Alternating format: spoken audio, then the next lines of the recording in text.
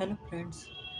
जैसा कि आज के इस वीडियो में बताऊंगा कि इनऑर्गेनिक केमिस्ट्री में अर्थात अकार्बनिक रसायन में कौन कौन से इम्पोर्टेंट टॉपिक्स हैं जो कि मैंने अपनी ये सेल्फ नोट्स बनाई है। तो ये देखिए मेरा नाम भी लिखा है जो कि क्लास 12th की है। तो मैं बताऊंगा कि आज कौन कौन से इसमें इम्पोर्टेंट टॉपिक हैं।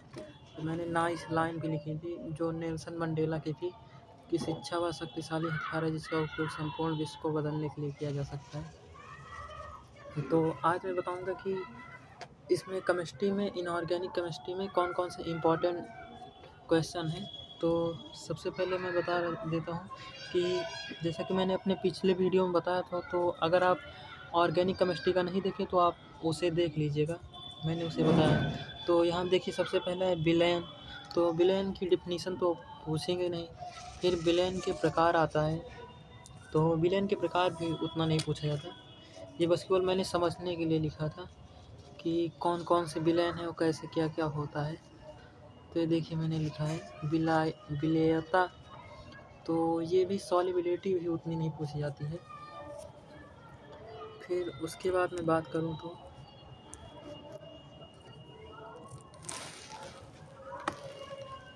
सॉल्युबिलिटी के बाद आता है विलयन के प्रकार। तो इसे आप नॉर्मली समझ लीजिएगा ये कैसे कैसे क्या क्या होता है। फिर उसके बाद विलेयता को प्रभावित करने वाले कारक, फिर ताप, इसी तरीके से कई हैं लेकिन मैंने इम्पोर्टेंट ही लिखा है। फिर विलेय और विलायक की प्रकृति। तो यहाँ से क्वेश्चन नहीं बनता, ये इसमें पूछता है कि सम आयन प्रभाव क्या है। तो आप इसे अच्छे से पढ़ लीजिएगा कि सम आयन प्रभाव क्या है। तो इसे आप पढ़ के ज़रूर जाइएगा बोर्ड पेपर में, इसे आप अच्छे से देख लीजिएगा, चाहे इसी में से स्क्रीनशॉट ले लीजिएगा। आप अपने टीचर की बनाए हुए नोट्स भी पढ़ लीजिएगा, ये मैंने सेल्फ नोट्स बनाए हैं। फिर उसके बाद ये सम आयन प्रभाव की उपयोगिता, इसमें क्या क्या है तो ये पढ़ लीजिएगा। फिर द्रव में ठोस की विलेयता, तो ये तो नहीं पूछा जाता है उतना, लेकिन ये हेनरी का नियम, गैसों की द्रव में विलेयता, हेनरी का नियम, ये ज़रूर पूछा जाता है। तो आप इसे इम्पोर्टेंट टिक कर लीजिएगा। इसे मुझे फिर से पढ़ना है इसीलिए मैं इसमें इम्पोर्टेंट नहीं टिक कर रहा हूँ, लेकिन आप इसे इम्पोर्टेंट लगा लीजिएगा। आप इसे अच्छे से पढ़ लीजिएगा, ये देख लीजिए मैंने लिखा है। तो इस प्रकार से ये हेनरी का नियम है, हेनरी के नियम की सीमाएं हैं, हेनरी के नियम का उपयोग है, तो क्या होता है इसे आप अच्छे से पढ़ लीजिएगा। फिर इस पर न्यूमेरिकल भी आता है, तो न्यूमेरिकल भी आप अच्छे से प्रिपेयर कर लीजिएगा। फिर इसमें देखिए के एच देता है, पी दे देता है, एक्स की वैल्यू दे देता है, इस तरीके से पूछ लेते हैं, तो इसे आप अच्छे से पढ़ लीजिएगा। फिर विलयन की सांद्रता को प्रभावित करने की विधि, तो ये उतना इम्पोर्टेंट नहीं है, लेकिन ये न्यूमेरिकल में यूज होता है, इसलिए आप इनका वो जाने रहेगा कि द्रव्यमान प्रतिशत के पद में कैसे व्यक्त किया जाता है, द्रव्यमान अपान आयतन प्रतिशत के रूप में कैसे व्यक्त किया जाता है। तो ये फार्मूला आप अच्छे से लर्न कर लीजिएगा। ये क्वेश्चन में पूछता नहीं, लेकिन ये न्यूमेरिकल में यूज होता है। फिर पूछेगा नॉर्मलता, हाँ तो आप इसे नॉर्मलता अच्छे से पढ़ लीजिएगा, नॉर्मलिटी क्या है, तो इसकी परिभाषा आप अच्छे से रख लीजिएगा। तो इस पर न्यूमेरिकल ज़रूर आते हैं, तो आप न्यूमेरिकल भी अच्छे से सॉल्व कर लीजिएगा। फिर नॉर्मलता को एन से प्रदर्शित करते हैं, ये आप देख लीजिएगा, एन बराबर ग्राम मात्रा इंटू 1000 अर्थात 1000 अपान तुल्यांकी भार गुणित आयतन। तो ये आप इसे अच्छे से पढ़ लीजिएगा। फिर तुल्यांकी भार बराबर भार बटा अणुभार बटा संयोजकता, ये मोल का होता है भार बटा अणुभार, तो इसे आप अच्छे से कट कर दिए। फिर यहाँ पे देखिए मैंने न्यूमेरिकल लगाया था जो कि एनसीईआरटी का है, तो आप प्योर एनसीईआरटी ही पढ़िएगा। प्योर एनसीईआरटी से ही क्वेश्चन बनते हैं, जो कि 95 प्योर एनसीईआरटी से बनते हैं और 5% अलग दे देते हैं। तो ये आप न्यूमेरिकल की प्रैक्टिस भी कर लीजिएगा। फिर आता है मोल क्या है, तो मोल ये मैंने अपने समझने के लिए लिखा था, तो ये देख लीजिए, ये एनसीईआरटी का क्वेश्चन है, तो आप इसे अच्छे से सॉल्व कर लीजिएगा। ये देख लीजिए फिर उसके बाद मैं बात करूँ तो ये एक न्यूमेरिकल मैंने, और ये बहुत इम्पोर्टेंट न्यूमेरिकल हैं जो कि बोर्ड एग्ज़ाम में बार बार पूछे जाते हैं, तो मैंने उन्हीं को लिखा है, तो आप इसे अच्छे से प्रिपेयर कर लीजिएगा। फिर मैं बात करूँ तो उसके बाद आता है, ये भी न्यूमेरिकल है।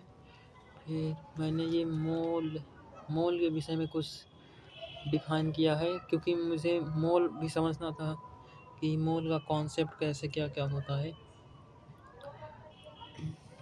तो फिर उसके बाद ये एक और नंबर में पूछ लेता है कि मोल क्या होता है। जैसे 180 ग्राम जल में कितने अणु होंगे, जैसे पिछले क्वेश्चन पेपर में पूछा गया 2023 में, आप उठा के देखिए तो पूछे हैं। फिर उसके बाद पूछे हैं 20 ग्राम NaOH में कितने मोल होंगे, तो ये आप अच्छे से पढ़ लीजिएगा। फिर मैं बात करूँ तो उसके बाद आता है मोलरता। ये मोलरता बहुत अच्छे से लर्न करके जाइएगा, क्योंकि इसके बगैर तो पेपर होता ही नहीं।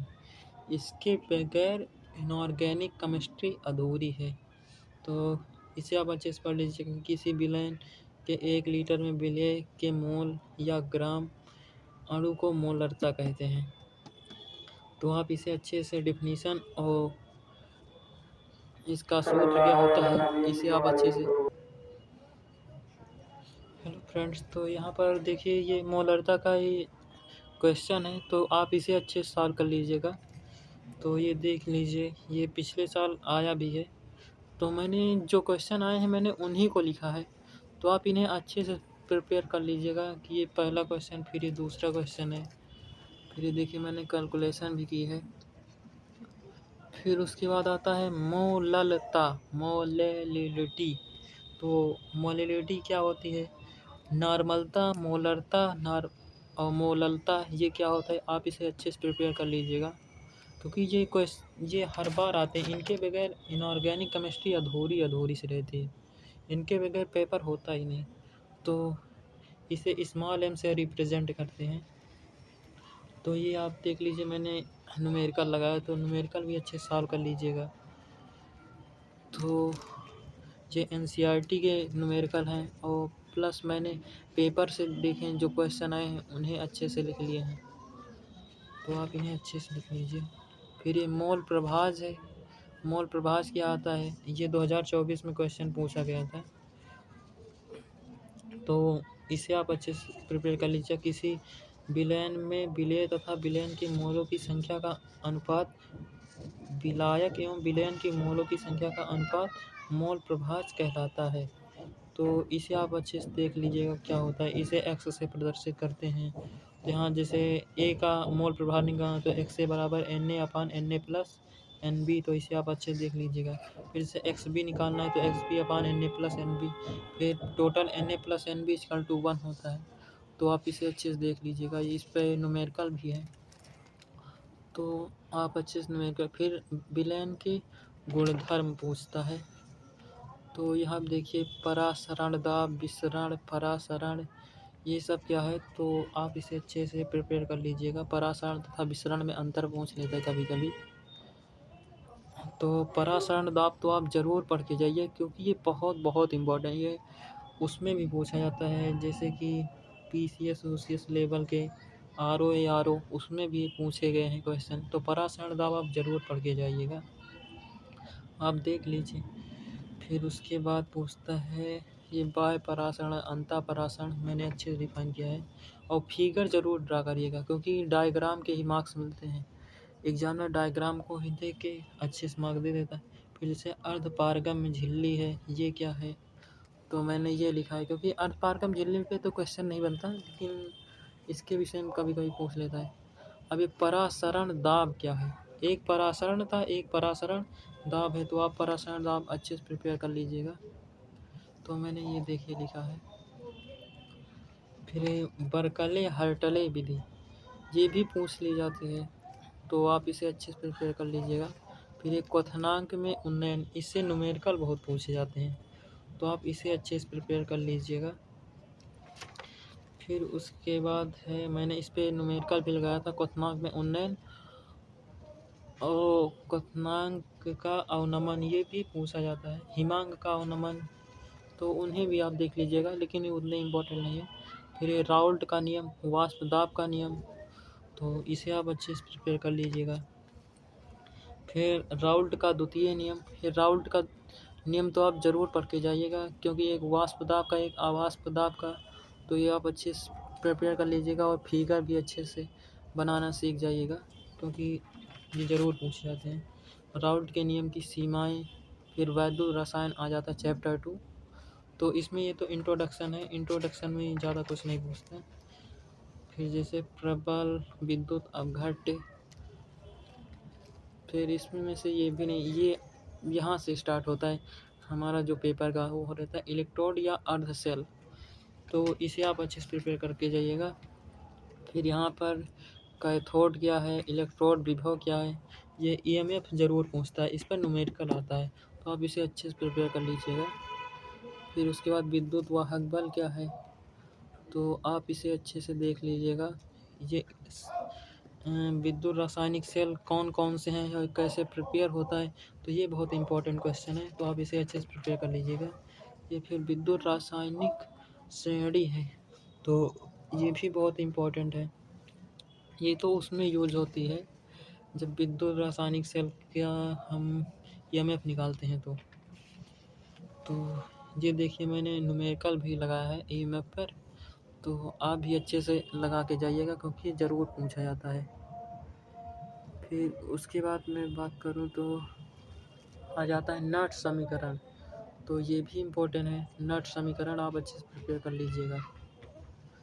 तो फिर मैं बात करूँ उसके बाद, तो ये नट समीकरण के इक्वेशन कुछ न्यूमेरिकल हैं जो मैंने सॉल्व किया है, ये आप अच्छे से देख लीजिएगा। तो फिर उसके बाद मैं बात करूँ तो विद्युत रासायनिक श्रेणी के उपयोग, ये उतना नहीं पूछा जाता है। फिर उसके बाद मैं बात करूँ तो ये भी उतने इम्पोर्टेंट नहीं है, लेकिन मैंने लिख लिया है। टाइप्स ऑफ सेल, प्राथमिक सेल, द्वितीयक सेल, तो हाँ यहाँ सेल पूछा जाता है, सेल क्या है, शुष्क सेल क्या है, फिर उसके बाद ईंधन सेल क्या है, तो आप इसे अच्छे से प्रिपेयर कर लीजिएगा। फिर उसके बाद पूछता है चालकता क्या है, तो चालकता भी, कंडक्टिविटी भी अच्छे से प्रिपेयर कर लीजिएगा, इस पर न्यूमेरिकल पूछा जाता है। तो सी प्रोपोर्शनल 1/r, इसका मात्रक भी पूछ लेता है, ओम इनवर्स होता है।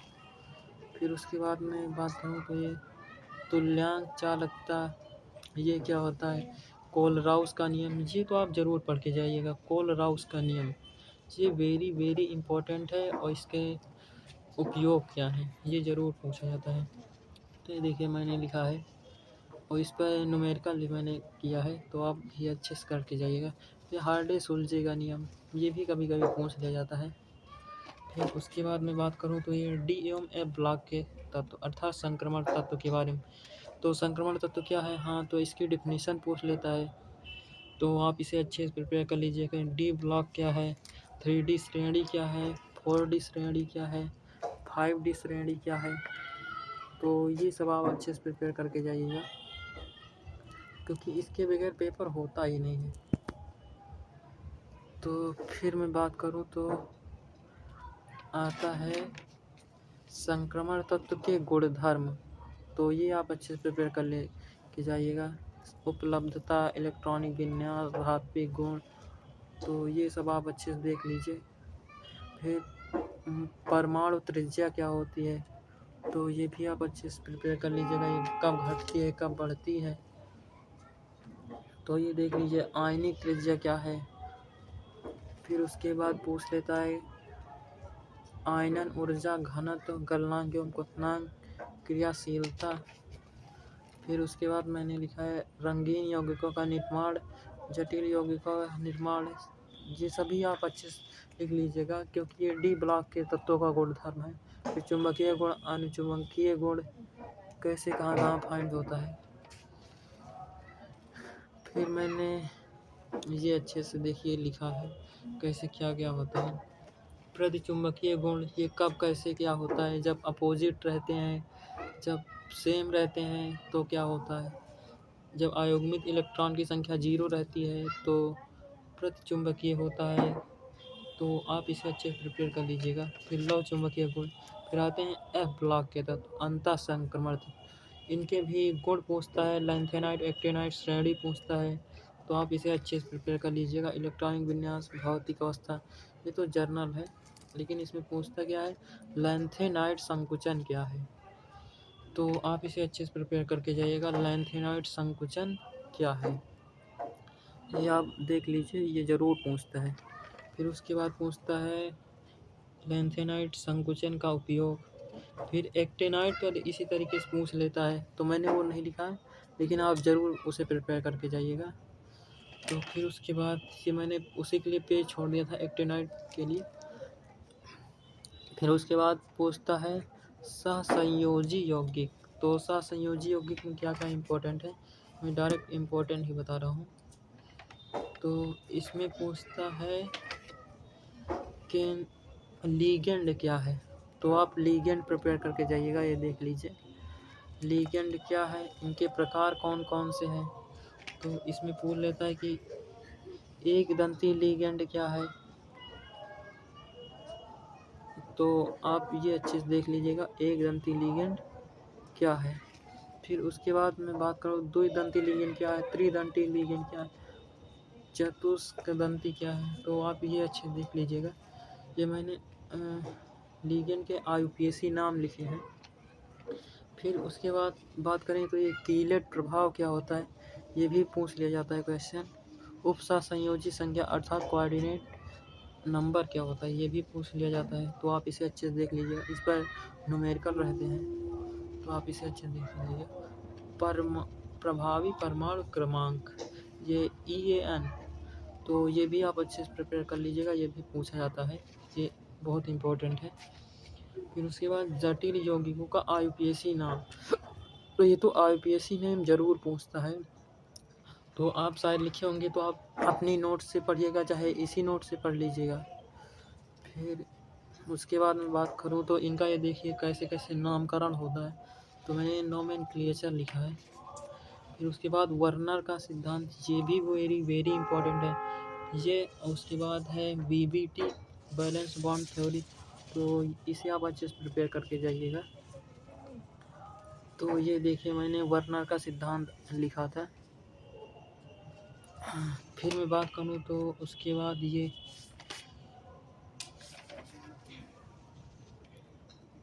मैंने उसी पर न्यूमेरिकल किए हैं, तो ये आप अच्छे से पढ़ के जाइएगा। तब तक के लिए जय हिंद। एक चैप्टर अभी हमारा बचा है, तो उसे मैं कल डिस्कस करूँगा। तब तक के लिए जय हिंद, मिलते हैं नेक्स्ट वीडियो में। All the best.